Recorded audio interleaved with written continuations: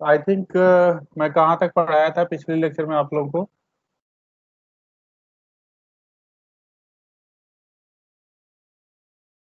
यहाँ पे मैं पढ़ा रहा था पिछले लेक्चर में। Actually I am discussing about the methods of reactive power compensation and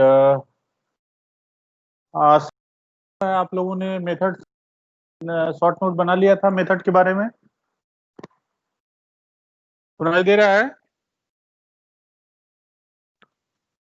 hello, आवाज सुनाई दे रहा है Mohit? Hello hello. Yes sir, सुनाई दे रहा है सर। हाँ, बना अच्छा अच्छा, ठीक है ठीक है।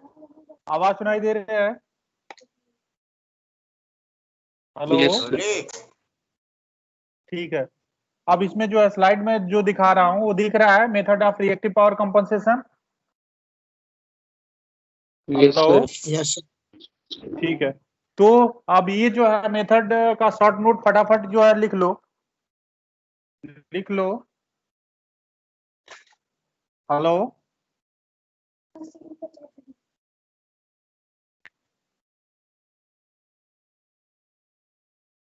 Hello, yes sir. हो गया?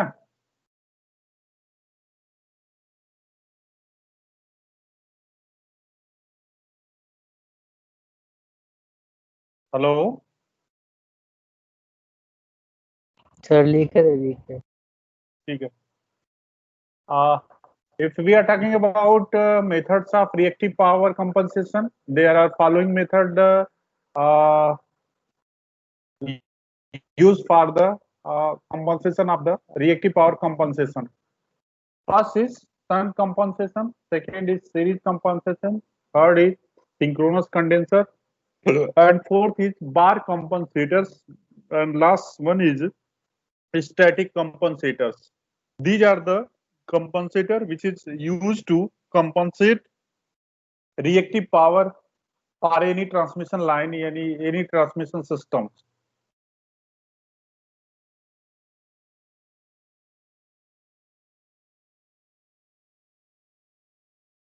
Can I move to next slide? Yes sir. First of all, we have to discuss about the shunt compensation. Shunt compensation, that means I think this topic is already discussed in previous lecture, but I revised in a short time of period. The device that is connected in parallel with the transmission line shunt comparator, shunt always middle of the transmission line. It can be provided by either current source, voltage source, or capacitor.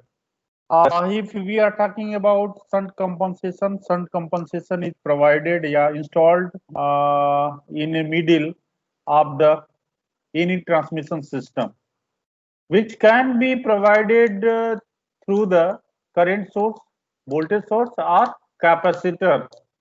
Capacitor are used for the compensation devices. ठीक है ना? अब अगर normal normal language की अगर बात करें तो सिंपली क्या होता है कि अगर शंट कंपनसेशन की बात करें तो शंट कंपनसेशन में जो है हमारा आता है वोल्टेज सोर्स, करंट सोर्स और कैपेसिटर आता है। और इसको जो है कहाँ पे हम इंस्टॉल करते हैं, कहाँ पे कनेक्ट करते हैं, कैसे कनेक्ट करते हैं? ट्रांसमिशन लाइन के पैरेलल में इसको कनेक्ट करते हैं। और ये ट्रांसमिशन लाइन के मिडिल पे जो है इसको कनेक्ट करते हैं रिएक्टिव पावर को कॉम्पनसेट करने के लिए। ठीक है। नेक्स्ट जो है, an ideal shunt compensator provide the reactive power to the system. If we are talking about ideal shunt compensator, then it provide reactive power to the system. ठीक है ना?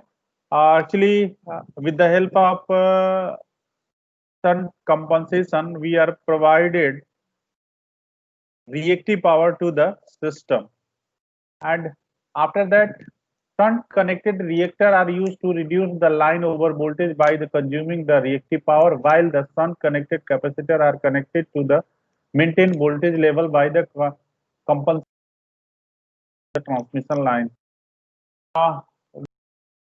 using, we can use two type of device, shunt reactor and shunt capacitor. And basic definition is, earlier I discussed in previous 2 points. Here we need to learn, we need to know about what is mean by shunt reactor and what is mean by shunt capacitor. Where shunt reactor are used, where shunt capacitor are used. In a previous discussion, I discussed many times this concept. Now, if we are talking about shunt reactor, the shunt reactor are used during light load condition or no load condition. What happened during light load condition and no load condition? That means we are removing large inductive load. That's why system has to increase lagging reactive power and decrease leading reactive power. In this situation, system has increased leading reactive power and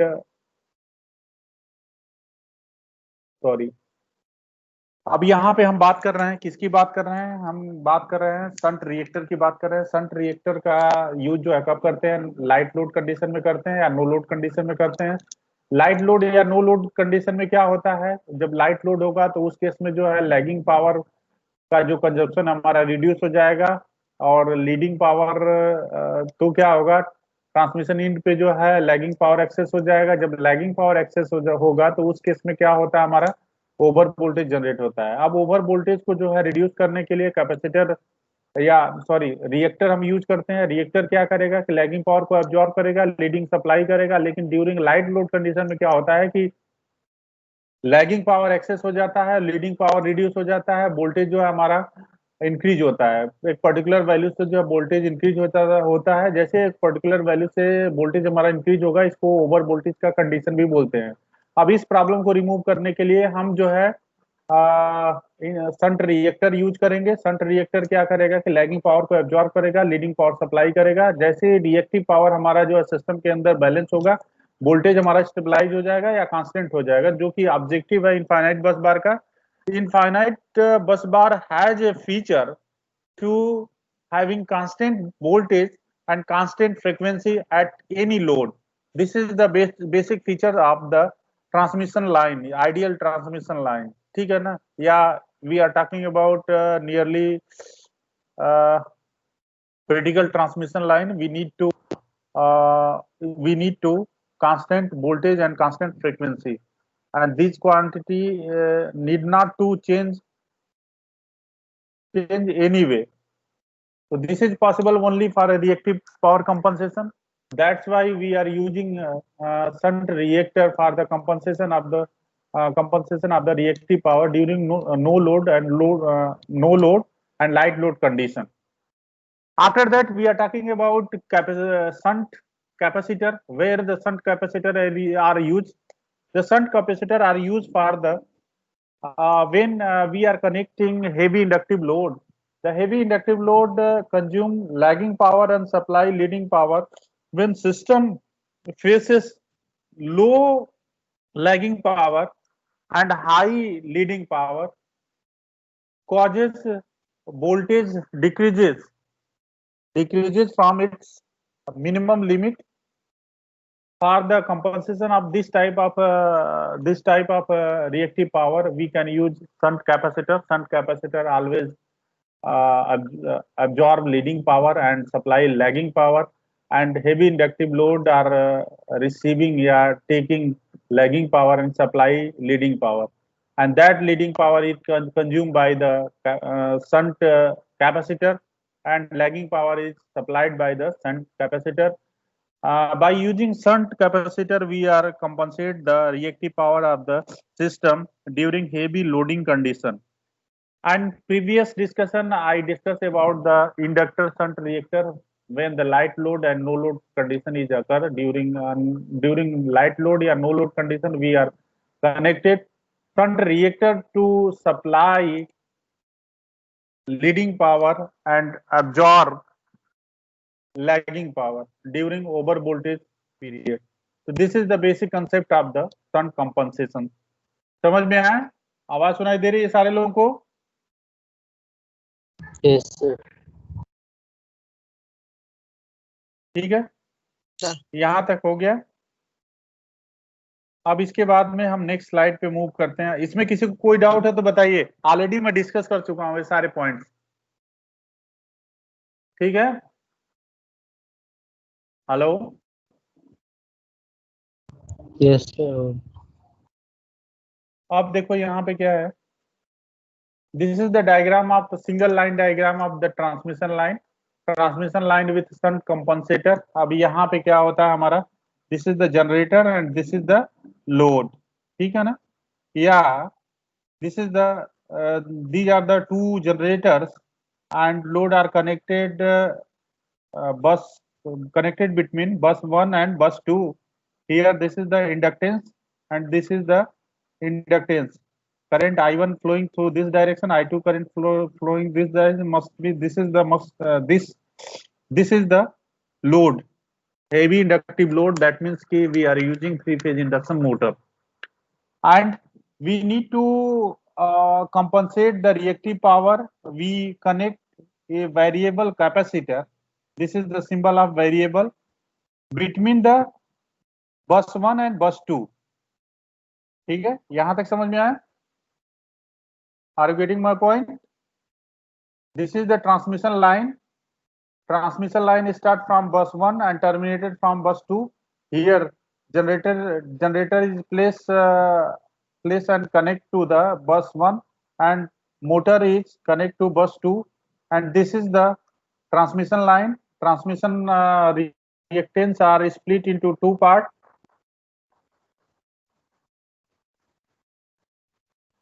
JXL2 and XL by JXL. If any requirement of the reactive power compensation, then we must provide capacitor, variable capacitor in a middle between bus 1 and bus 2 for the compensation of the reactive power. And how the capacitor compensate the reactive power, earlier I discussed in detail, and just write your short note within 3 minutes. सुनाई दे रहा है? 3 minute के अंदर जो है short note बना लीजिए आप लोग, ये डायग्राम बना लीजिए, फिर आगे हम नेक्स्ट स्लाइड पे मूव करते हैं। ठीक है,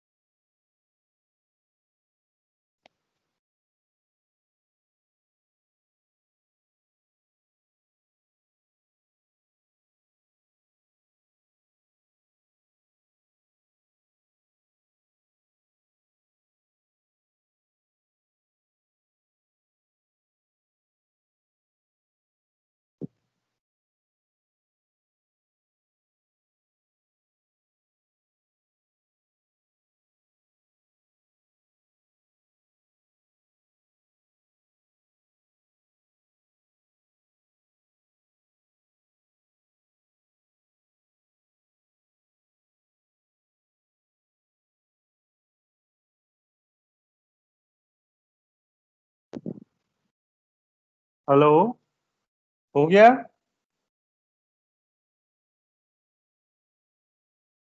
Yes, sir. अब नेक्स्ट स्लाइड पे जो है मूव करते हैं। Series compensation, what is mean by series compensation? When a device is connected in series with the transmission line, it is called series compensator. A series compensator can be connected anywhere in a transmission line. of operation, capacitive mode of operation, and inductive mode of operation. A simplified model of transmission line with a series compensation is shown in figure. The voltage magnitude of the two buses are assumed equal as V, and phase angle between them is del. If we are talking about series compensation, that means we are connecting inductor or capacitor in a series with a transmission line in anywhere of the transmission line. This is the basic definition of series compensation. And of operation, if we are using capacitor, series capacitor, so capacitive mode of operation, and if we are using inductor, so inductive mode of operation. These two, there are two mode of operation, capacitive and inductive.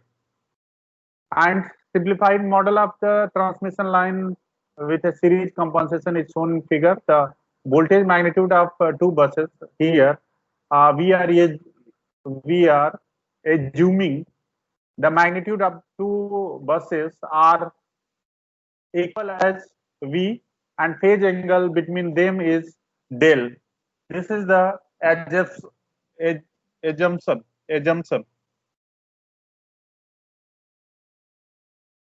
And this is the transmission line with series compensation. This is generator. This is the motor. Motor is working as a inductive load, heavy inductive load. And this is the transmission line. Transmission line in between bus 1 and bus 2. Here, variable capacitor are connected series with the transmission line for the compensation of the reactive power. ठीक है, तो फटाफट जो है एक short note बना लो इसमें, और ये डायग्राम भी बना लो. जैसे कंप्लीट हो मुझे बताओ. मैं नेक्स्ट स्लाइड पे जो है I will move to next slide for discussion. Are you getting? Hello? Yes sir, yes. ठीक है बेटा. अब सीरीज कंपनसेशन टेक्निक पे जो है शॉर्ट नोट बना लो और ये डायग्राम बना लो, ताकि जो है आपको चीज हमेशा जो है याद रहे.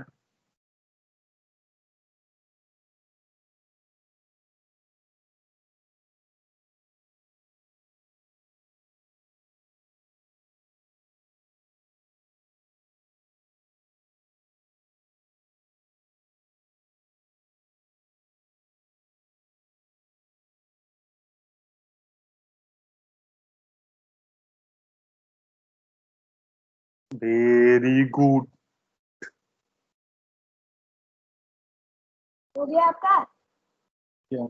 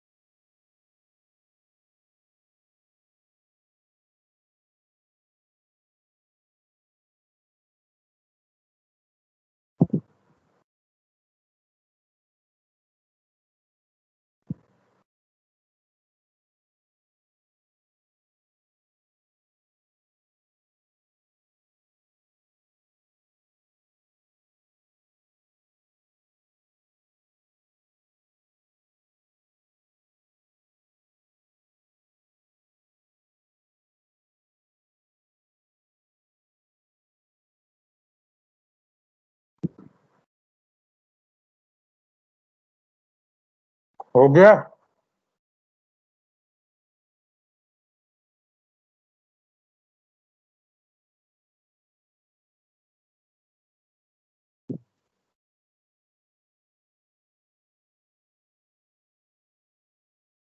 आवाज सुनाई दे रही है? अविनाश, कंप्लीट हो गया? बना लिया शॉर्ट नोट आप लोगों ने?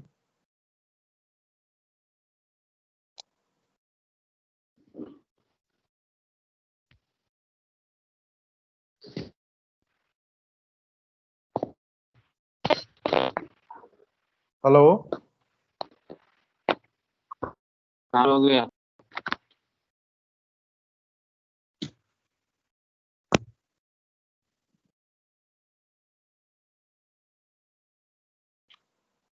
Next topic is bar compensator.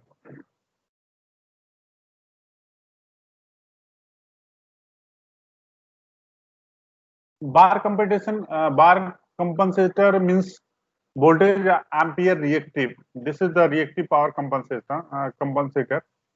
A static bar compensator or SVC, bar and SVC are same thing. It is not need to confuse between two words, bar and SVC. It is an electrical device for providing reactive power on a transmission network. The term static refers to facts that the SVC has no moving part, other circuit breaker and disconnect which do not move under the normal SVC operation. SVC का मतलब होता है कि we are talking about fax devices. So the full form of the fax devices is flexible AC transmission system having combination of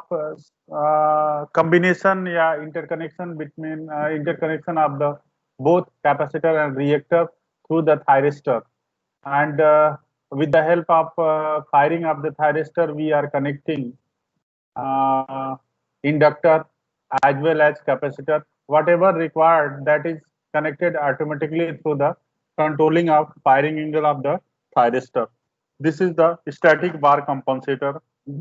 If system required reactive compensator, then it connect to reactive compensator.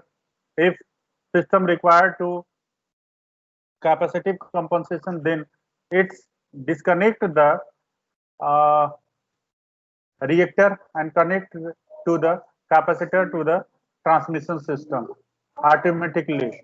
This concept is known as fact devices. ठीक है? Are you heard before today discussion about the fact devices? What is mean by fact devices? Anyone know about fact devices? Hello Avinash, आवाज सुनाई दे रहा है बेटा? Hello sir आवाज आ रही बट सर पता नहीं है। फैक्स डिवाइसेस के बारे में नहीं पता है आपको? No sir. ठीक है, कोई बात नहीं, उसको बताते हैं। नेक्स्ट जो है हमारा SVC is automated impedance matching device designed to bring the system closer to unity power factor.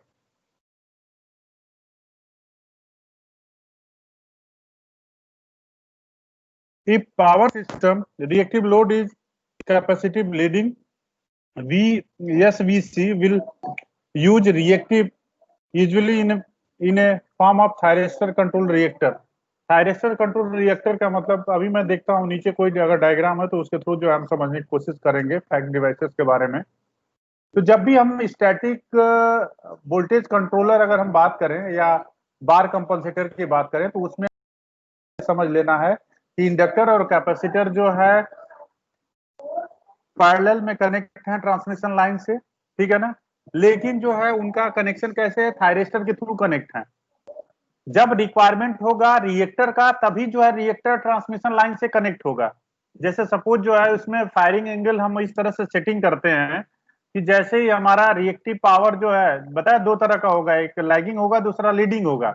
अगर हम हेवी इंडक्टिव लोड लगाते हैं तो उस केस में जो है उसको कंपनसेट कराने के लिए कैपेसिटर लगाना पड़ेगा। अगर इंडक्टिव लोड है या लाइट लोड कंडीशन तो उसमें जो है इंडक्टर कनेक्ट करना होगा। तो अब क्या होगा कि एक ही सिस्टम मिडिल पे ही जो है हम कैपेसिटर और इंडक्टर दोनों इंस्टॉल कर देते हैं। रिएक्टिव पावर जिस तरह से चेंज होता है उसके अकॉर्डिंग जो है ऑटोमेटिकली हमारा जो है शंट कैपेसिटर कनेक्ट होता है। अगर हमको जो है अगर लाइट लोड कंडीशन जनरेट हो गया तो उस केस में जो है शंट रिएक्टर कनेक्ट हो जाएगा। जब हेवी लोडिंग है तो उस केस में क्या होगा, शंट कैपेसिटर कनेक्ट हो जाएगा। जब लाइट लोडिंग है तो उस केस में जो है शंट रिएक्टर कनेक्ट हो जाएगा। ये जो कनेक्शन का प्रोसेस है, जो ऑटोमेटिक जो कनेक्शन होते हैं, ये सारे थायरिस्टर के थ्रू जो है कंट्रोल होते हैं, क्योंकि आपको पता है कि थायरिस्टर जब थायरिस्टर को जो है अगर हम फॉरवर्ड फॉरवर्ड अगर कंडक्टिंग मूड में हम रखते हैं, जैसे ही हम गेट पे टर्मिनल सिग्नल अप्लाई करेंगे वो कंडक्ट करना शुरू करेगा, और जब तक गेट पे सिग्नल हम अप्लाई नहीं करेंगे तो हमारा कंडक्ट नहीं होगा। दैट मीन्स कि जब गेट सिग्नल अगर अप्लाई नहीं करते हैं तो उस केस में जो है हमारा रिएक्टर या कैपेसिटर डिस्कनेक्ट होगा। जैसे ही रिएक्टर को अगर कनेक्ट करना है तो गेट को जो है हम सब गेट को जो है सिग्नल प्रोवाइड कर देंगे या कमांड दे देंगे, जिससे हमारा जो है कनेक्शन रिएक्टर से जो है ट्रांसमिशन लाइन कनेक्ट हो जाएगा। सपोज जो है हेवी लोडिंग हो गया, तो हेवी लोडिंग में क्या होगा कि गेट से मतलब रिएक्टर के अंदर जो थायरिस्टर लगा हुआ है उसके गेट से हम सिग्नल को रिमूव कर लेंगे, ओपन सर्किट हो जाएगा। कैपेसिटर के थ्रू जो थायरिस्टर कनेक्ट है उस पर फायरिंग एंगल हम अप्लाई कर देंगे, जिससे जो है हमारा वो कैपेसिटर जो है ट्रांसमिशन लाइन से कनेक्ट हो जाएगा ड्यूरिंग हेवी इंडक्टिव लोड। तो this is the concept of the fax devices. इसको हम बोलते हैं फ्लेक्सिबल एसी ट्रांसमिशन सिस्टम, जिसके अंदर जो है स्टैटिक बार कंपनसेटर भी इसको बोलते हैं। यहां तक समझ में आया? हेलो,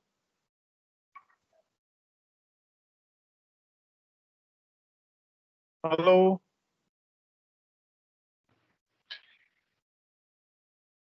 समझ में आया यहां तक? Yes sir. तो फटाफट शॉर्ट नोट बना लो बेटा, अभी तक जो भी मैंने समझाया हुआ है।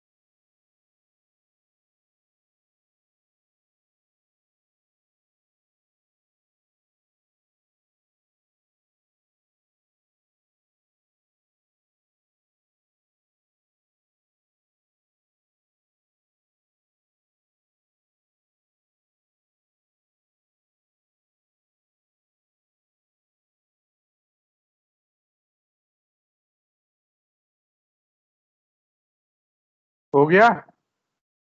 बना लिया आप लोगों ने?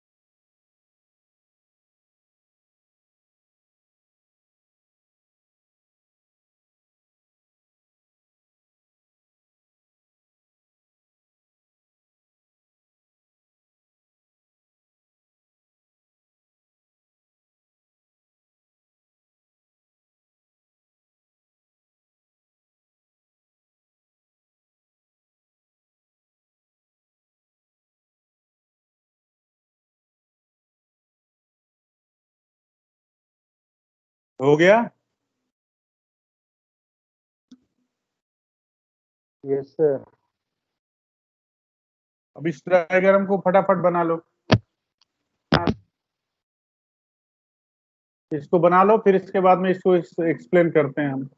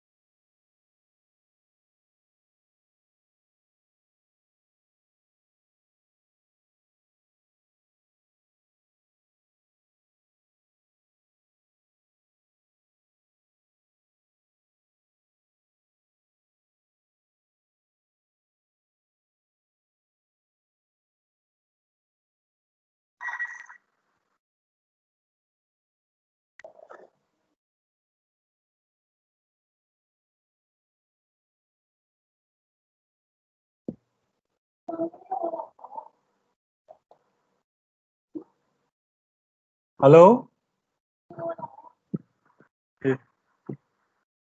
हेलो,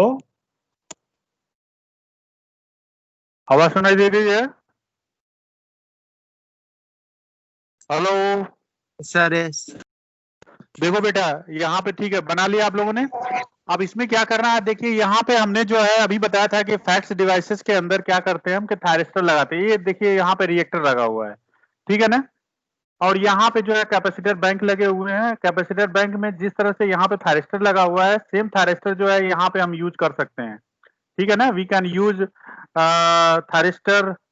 अब यहाँ पे इस तरह का थायरिस्टर जो है ये तीनों में यूज कर सकते हैं, ठीक है ना।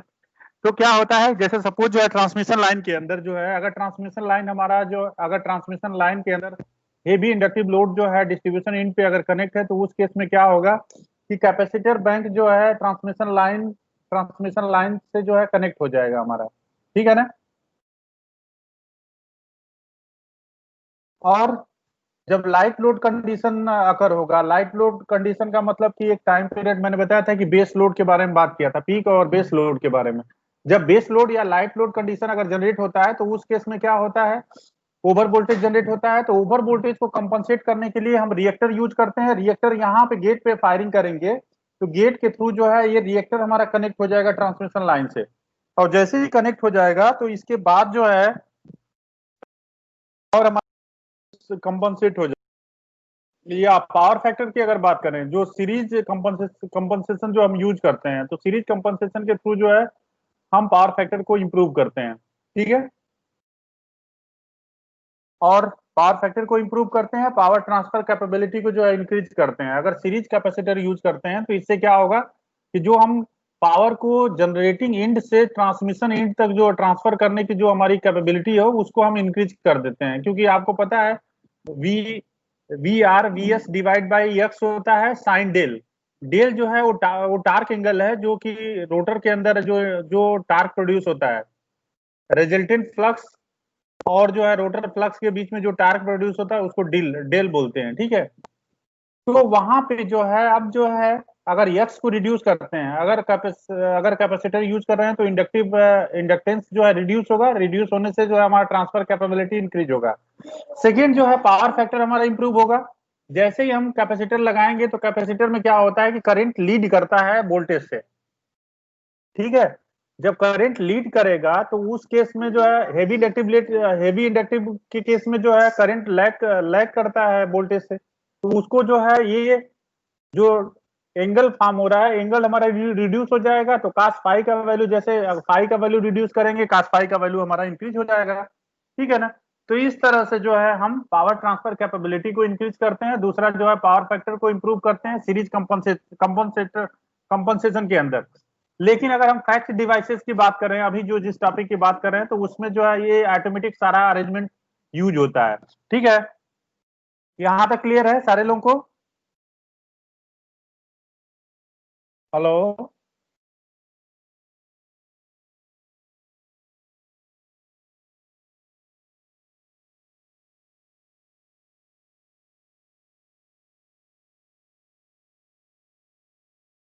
आवाज सुनाई दे रही है? Yes sir. ठीक है बेटा, अभी इसको बना लो और फटाफट अब वाइंड अप करना है मुझे। ठीक, मेरा डायरी लिया है क्या?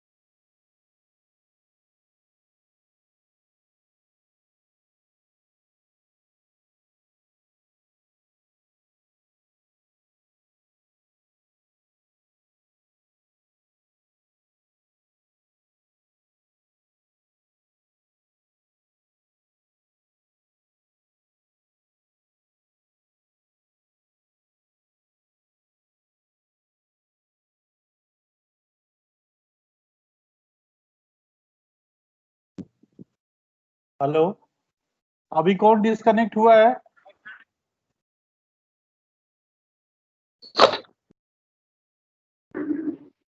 क्योंकि अटेंडेंस में लगा रहा हूँ अविनाश, पवन, अशोक और अनिकेत, मोहित।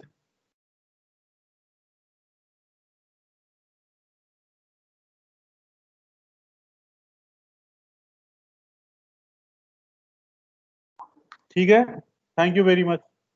पवन भी है, पवन हो गया। अविनाश, पवन, अशोक, अनिकेत और मोहित, ठीक है ना? अविनाश, पवन, अनिकेत, अशोक, अशोक है, मोहित, ठीक है। मोहित सुन रहे हो ना तुम? तुम्हारी स्कॉलरशिप रुक जाएगी, स्कॉलरशिप रुक जाएगी अगर तुमने अटेंडेंस 75 नहीं हुआ तो, ठीक है? Okay sir. सर अब कितनी चल रही है? अभी पता नहीं, अभी तो कंपाइल नहीं किया है मैंने। चलो ठीक है, thank you. Okay okay sir.